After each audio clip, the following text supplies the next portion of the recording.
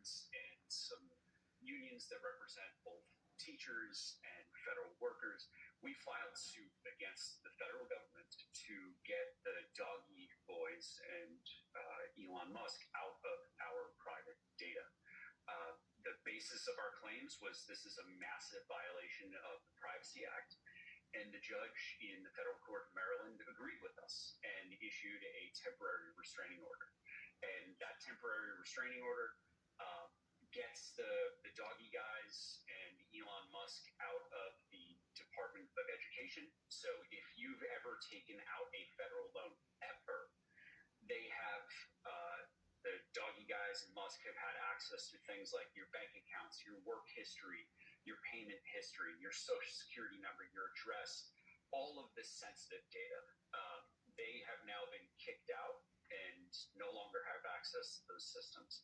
They've also been kicked out of OPM. So if you've ever served in the military, if you've ever even so much as applied for a job in the federal government, not just employed by the federal government, but applied for a job, they have had access to things like your social security number, your background checks. If I had a secret security clearance, right, that all of that data, which goes far further than just my basic information, it's my people who had to vouch for me. So in my personal and professional life, right, those people had to be interviewed. So those doggy guys and Musk have had access to that up until this federal judge just issued this temporary restraining order. So this is a huge victory for every American's privacy. Refresh our memory on who the doggy boys are and their age range. I know we've talked about it before, and our last conversation got over 300,000 views. Great, but I'm sure a lot of people didn't see it. We're not talking about like seasoned investigators here, right? With security clearance and deep vetting to make sure they can be trusted with our personal information.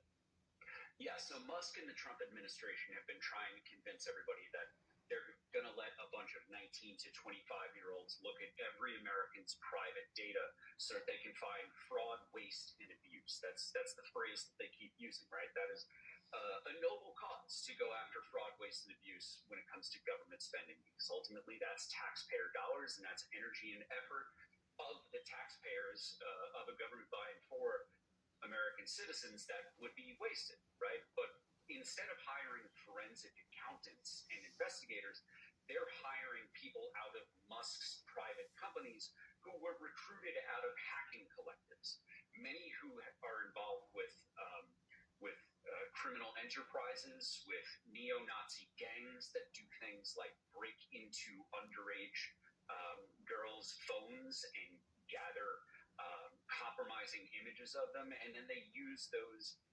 compromising images to encourage them into things like self-harm, carving their screen names into their skin, right? We're talking about the most disturbing, disgusting criminals on the planet are 1 degree away from Elon Musk. And those people are now being invited into government.